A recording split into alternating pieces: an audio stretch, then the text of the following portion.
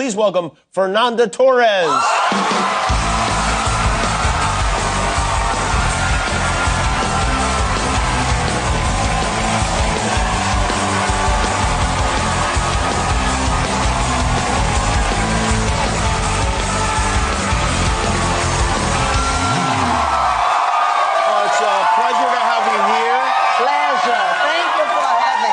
Great to have you. And congratulations, by the way. What a couple of weeks. I mean, really, that's something else. What a strange week. Man, it was like a roller coaster. See, you go up and then down in the fires. Right, yeah. Evacuating. Then I went to New York because I was supposed to go. Right. But then I had to come back for you, man. Well, thank you for doing that. I appreciate it. Do you bring the statuette with you, the Golden Globe statue? That was the problem, because we're here in West Hollywood, and then was a Wednesday when things started to get strange. Mm-hmm. And then my husband, suddenly at 6 o'clock in the afternoon, he comes to the room in his underpants with his phone like, and says, they're saying to evacuate now. So we're like packing, and we left, and I didn't have time to deliver the award, that it's very heavy, to the producer who was going back to Brazil. Now I'm carrying it with me. Mm-hmm. And, I mean, you can kill someone. It is very heavy. It is heavy. So they told me, don't put in the suitcase that because they can think it's a bomb. Oh. Take it with you in your handbag. So I've been carrying it. And I was like leaving to New York. And, of course, it was chosen. No, of course. Yeah. I mean, I had this heavy, whatever. And then the TSA, the name of the guy. The guy said, what do you have here? And I said, well, it's a Golden Globe.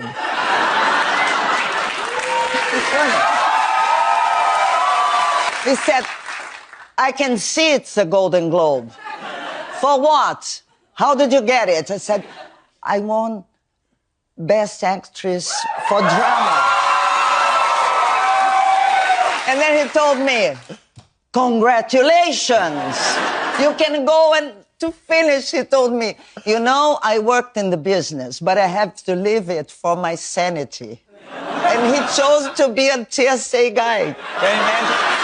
Is everybody back home very excited about this? I would imagine so,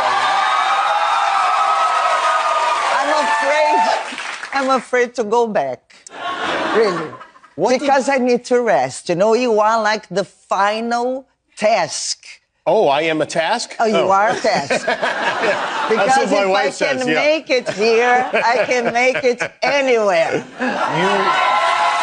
I'm very interested in your mom being nominated in the same category, and then your mom is in the film with you as well.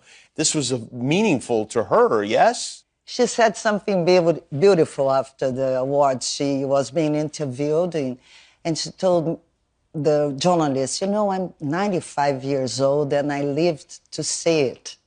So it's beautiful. Yeah, that is great.